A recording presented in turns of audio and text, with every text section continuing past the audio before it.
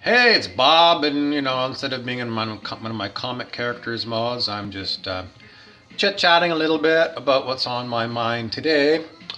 Um, I was looking up something to do with processing the dark, something that used to be taught by some of my teachers, the idea that somehow we have a dark shadow within ourselves, that some people call it the ego, some people call it different names. But the idea is you got to bring whatever's unconscious, that is, things that are driving you that are unconscious drives, to the surface so they can be conscious, so you're aware of when you're acting like an asshole. Pardon my language. Now, from time to time, people cannot really understand one another. They have a hard time communicating. And you send a lot of things back and forth trying to communicate, and sometimes things come out that are dark, like when somebody hurts you. And maybe for a long time you were really afraid to bring it up. These things are coming up to be cleared now. As we're moving forward in the world, we have to clear the past. And the things that we felt that were evil towards us have to be talked about. And in South Africa, after the end of apartheid, they had a truth and reconciliation department where people came and they were allowed to talk about their stories. So, when I talk about my stories where I've hurt other people, or when other people have hurt me, quite often, just recently, when I'm bringing up where I feel like people have been dominating to me and controlling me and of hurting me, when I bring this up to the abuser is basically hanging up the phone. They don't want to talk about it. It makes it very difficult to clear the past when you can't clear the past because the person that's the one that you're trying to talk to doesn't want to talk to you. So there you have it. It's a very difficult thing to try and clear the past. Now, James Redfield's books about the Celestine prophecy talk to us that we have to clear the past. We have to stop becoming anything other than light.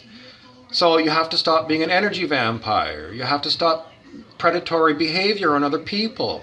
Another item that came up to me today was how the capitalist people, those are people that are the business people, keep sucking people into taking on more and more debt.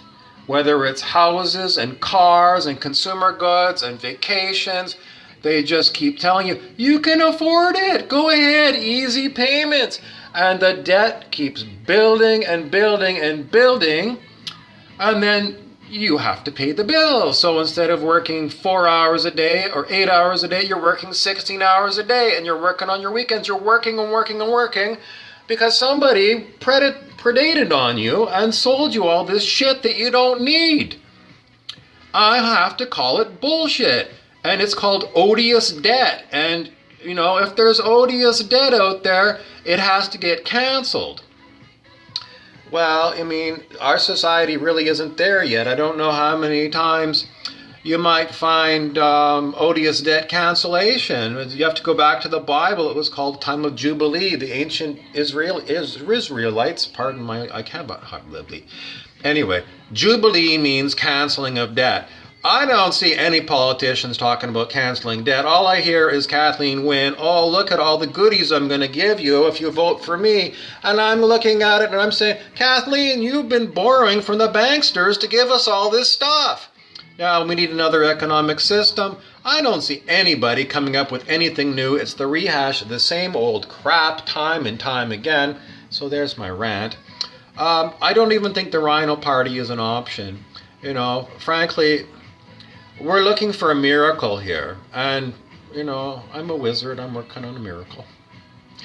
Have a lovely day. Happy 420. I hope everyone celebrates. And Justin Trudeau, we've been waiting a long time for the legalization of our weed. Anything else? Love, Stewie Wild, and so on and so forth. Toodly-doo.